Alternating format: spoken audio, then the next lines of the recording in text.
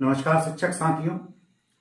जैसा कि आप सबको पता है कि वर्तमान में समस्त विद्यालयों में अपार आईडी बनाने का कार्य बहुत ही तेजी के साथ चल रहा है। अपार आईडी एक शासन के द्वारा लाई गई बेहतरीन प्रक्रिया है जिसके द्वारा हमारे सभी बच्चों का रिकॉर्ड हम डिजिटल कर पाएंगे।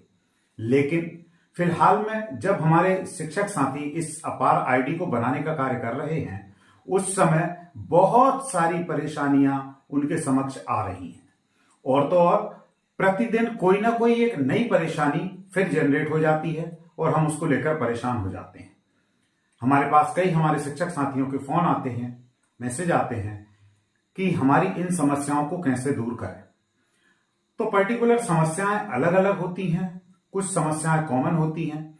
आज यहां पर अपार आईडी बनाते समय हम आने वाली एक सबसे बड़ी समस्या की बात कर रहे हैं, जिसको लेकर हम भ्रमित होते हैं, बहुत परेशान होते हैं कि अब हमें क्या करना है। अलग अलग तरीके अपनाते हैं और अंततः हमारा कार्य सफल नहीं होता। तो जो सबसे बड़ी समस्या है अपार आईडी में, जो अधिकतर हमारे स्कूल्स के अंदर हम अपने डाटा में देख रहे हैं, वो है नाम और जन्म तिथि में परिवर्तन। कि हमारे डाटा में स्टूडेंट का नेम अलग है या उसकी जन्म तिथि अलग है, और आधार के डाटा में स्टूडेंट का नेम और जन्म तिथि अलग है। ये सबसे कॉमन समस्या है। और इस समस्या का निदान कैसे हो, हम कैसे इस समस्या को दूर करें, तो विभिन्न प्रकार से हम लोग लगे हैं, परेशान हो रहे हैं। तो साथियों, यहां पर आज हम इसी समस्या पर बात करने वाले हैं कि इस समस्या से आखिर हमें कैसे उबरना है। तो बहुत ही सिंपल प्रक्रिया है। प्रक्रिया भले ही सिंपल है लेकिन कार्य उतना ही मुश्किल है। लेकिन हमारे मोटिवेशन से हम इस कार्य को कर पाएंगे।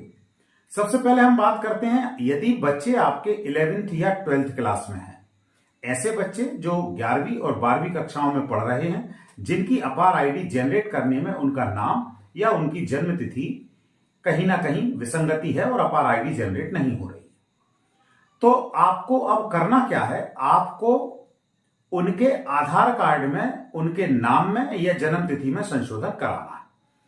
तो इसके लिए बहुत ही अच्छा तरीका है, आप जो बच्चा 11th और 12th में है उसके पास 10th क्लास की मार्कशीट होती है, वो 10th पास आउट करके आया हुआ है। अब आपको बिल्कुल भी इसमें ज्यादा इधर उधर नहीं जाना है, कुछ भी चीजें नहीं करना है। केवल उस बच्चे से कहना है कि आप 10th की मार्कशीट को ले जाकर लोक सेवा केंद्र में जाइए और वहां जाकर 10th की मार्कशीट में आपका जो नाम है, जो डेट ऑफ बर्थ है, उसे आप आधार कार्ड में चेंज करा लीजिए। तो अब आधार कार्ड में जन्म तिथि और नाम 11th और 12th क्लास वालों का आसानी से करेक्शन हो जाएगा 10th की मार्कशीट के द्वारा। आधार कार्ड में कोई भी संशोधन बिना 10वीं कक्षा की मार्कशीट के लोक सेवा केंद्र में नहीं होता है। तो 11th और 12th क्लास के विद्यार्थी बड़े भी होते हैं, समझदार भी होते हैं। जब आप उनको ये बताएंगे तो वो 1-2 दिन में, 3 दिन में संशोधन करा लेंगे, तो आप उनकी अपार आईडी इजीली बना पाएंगे। अब बात करते हैं 10th से नीचे वाले, मतलब 1 से लेकर 9 तक के विद्यार्थी जिनके पास 10th की मार्कशीट नहीं है। यदि ऐसे विद्यार्थियों को अपने नाम में या जन्म तिथि में संशोधन कराना है तो बिना 10th की मार्कशीट के नहीं होता है। लेकिन चूंकि अभी ये 10th में नहीं आए हैं, तो इनके संशोधन के लिए आपको इनके जन्म प्रमाण पत्र की आवश्यकता होगी।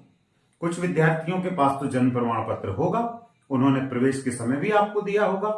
यदि नहीं है तो आप उनको सूचित करें कि आप पहले जन्म प्रमाण पत्र बनवा लें और जन्म प्रमाण पत्र के द्वारा लोक सेवा केंद्र में जाकर आधार में संशोधन करा लें, आपका नाम संशोधन करा लें, आपकी जन्म तिथि संशोधन करा लें। जब ये संशोधन हो जाएगा तो आप इजीली उनकी अपार आईडी बना पाएंगे। इसके अलावा कोई भी शॉर्टकट रास्ता नहीं है। आप परेशान ना हो, विभिन्न प्रकार से अलग अलग जगह अपडेट करके परेशान ना हो, क्योंकि ये जो चीजें हमें करना है ये लंबे समय तक ठीक भी रहें। अभी वर्तमान में किसी शॉर्टकट के थ्रू यदि हम काम भी कर देंगे तो आगे चल के कोई ना कोई परेशानी आएगी।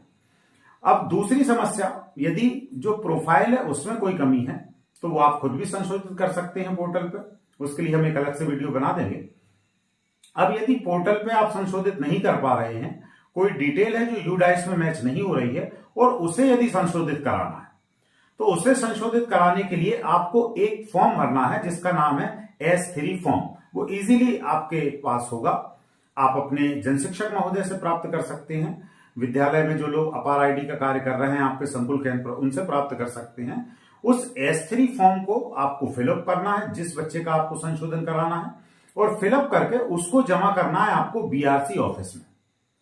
बीआरसी ऑफिस में आप जमा करेंगे। बीआरसी ऑफिस में एक हमारे साथी शिक्षक होते हैं, MIS कोऑर्डिनेटर होते हैं, वो आपका UDIS में डाटा संशोधित कर देंगे। तो ये दो सबसे बड़ी जो समस्याएं आ रही थी, इनका समाधान इस प्रकार से ही होगा, अन्य किसी शॉर्टकट को आप लोग ना ढूंढें। फिर एक समस्या और आ रही है कि आधार में भी डाटा सही है, प्रोफाइल में भी डाटा सही है, उसके बाद भी अपार आईडी जनरेट नहीं हो रही है। कई बार ऐसा भी देखने में आ रहा है, हमारे शिक्षक साथी हमसे पूछ रहे हैं। तो साथियों, यहां पर हम आपको एक चीज बता दें कि जब आप अपार आईडी जनरेट करते हैं उस समय आपको छात्र का मोबाइल नंबर भी डालना होता है। होता क्या है साथियों कि अक्सर हम लोग मोबाइल नंबर यदि नहीं है या वर्किंग में नहीं है तो हम एक ही छात्र का मोबाइल नंबर भी कई आईडियो में यूज कर लेते हैं, या कई बार हम एक रॉन्ग मोबाइल नंबर 999 या कुछ करके डाल के हम सोचते हैं कि फिलहाल हम इस कार्य को कर दें कंप्लीट। तो यदि आप ऐसा कर रहे हैं तो यहां पर प्रॉब्लम होने वाली है। आप ऐसा बिल्कुल ना करें। अपार आईडी के लिए आप छात्र का एक चालू मोबाइल नंबर जरूर प्राप्त करें और उसे ही डालें। जब आप सही मोबाइल नंबर डालेंगे, प्रत्येक स्टूडेंट का अलग अलग मोबाइल नंबर डालेंगे, तो आपको इस दिक्कत का सामना नहीं करना होगा। साथियों, यहां पर मोबाइल नंबर के विषय में हम एक बात और बता दें कि यदि मान लीजिए कि जब आप अपार आईडी बना देंगे और स्टूडेंट को अपार कार्ड जनरेट करना है, उसकी अपार आईडी जनरेट करना है, तब भी एक ओटीपी आएगा। वो ओटीपी उसके मोबाइल पर आएगा और उसी मोबाइल पे आएगा जो मोबाइल नंबर आपने डाला हुआ है अपार आईडी बनाते समय। तो यदि आपने गलत नंबर डाला, अपार आईडी बन भी जाती है तो अपार आईडी डाउनलोड नहीं होगी। तो ऐसे जितने भी स्टूडेंट हैं जिनका आपने जनरेट किया आईडी और यदि नहीं हुआ, रीजनरेट का ऑप्शन आ रहा है, तो वहां जाकर एक बार मोबाइल नंबर जरूर चेक कर लें कि नंबर की डुप्लीकेसी तो नहीं है, कई जगह तो वो नंबर नहीं डला है, या इनवैलिड नंबर तो नहीं है, उसे वहां संशोधित कर लें, जो आप इजीली जाके प्रोफाइल में कर पाएंगे। तो इस प्रकार से यदि साथियों आप कर लेंगे तो अपार आईडी में आने वाली कई सारी समस्याएं हमारी कम हो जाएंगी और हम एक अच्छे लक्ष्य को प्राप्त कर सकेंगे। बहुत बहुत धन्यवाद साथियों।